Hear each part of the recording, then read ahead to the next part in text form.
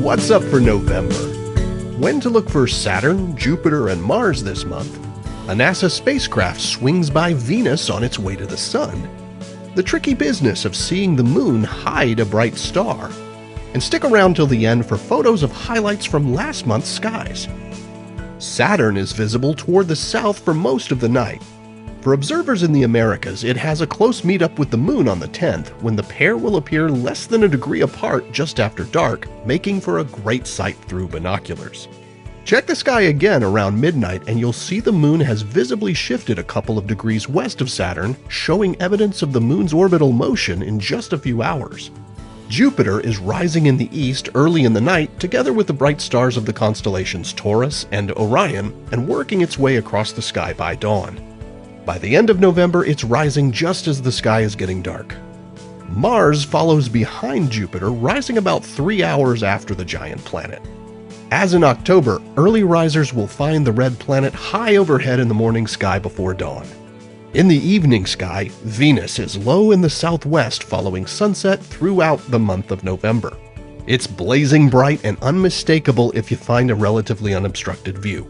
It appears much higher in the sky for those in the southern hemisphere who will also be able to easily observe Mercury after sunset this month. And on the 4th, a slim crescent moon will appear just below Venus for a beautiful pairing as the glow of sunset fades. Now, staying with Venus, one of NASA's intrepid solar system explorers is headed for a close encounter with this Earth-sized hothouse of a planet on November 6th. Parker Solar Probe studies our planet's nearest star, the Sun. Its mission is to trace the flow of energy that heats the Sun's outer atmosphere and accelerates the million-mile-per-hour stream of particles it emits. It makes its measurements from super close to the Sun, within the region where all the action happens. To do this, the spacecraft was designed to fly within just 4 million miles of the Sun's surface, which is 10 times closer than the orbit of the closest planet, Mercury. No other spacecraft has ever gotten this close to the Sun before. In the 6 years since its launch, the spacecraft has made a bunch of approaches to the Sun, using flybys of the planet Venus to shape its orbit. The November 6th flyby is the final such maneuver, intended to send the spacecraft toward its 3 closest ever solar approaches, starting on December 24th. During this last Venus flyby, the mission will capture images of the planet. Previous views returned by Parker showed that the spacecraft could actually see features on the Venusian surface through its dense cloud cover. So look out for Venus in the evening sky as the brilliant planet helps a craft from Earth to touch the face of the Sun. In the couple of hours before sunrise on November 27th, skywatchers in the eastern half of the US and Canada will have the chance to witness an occultation, an event where the Moon passes in front of and temporarily hides a bright star, in this case, Spica. Observers in other parts of the world will see the Moon pass extremely close to Spica, but won't see it cover up the star.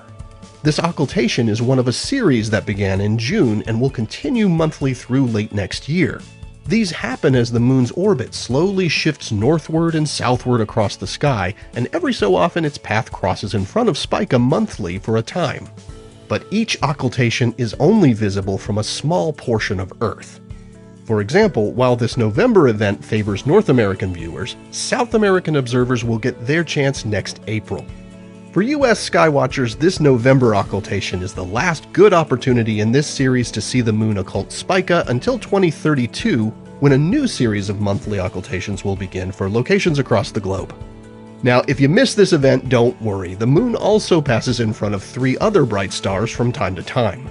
This means that no matter where you're located, you'll have the opportunity before too long to witness the impressive sight of a bright star briefly disappearing behind the Moon. Here are views of what some of the highlights we told you about in last month's video actually looked like.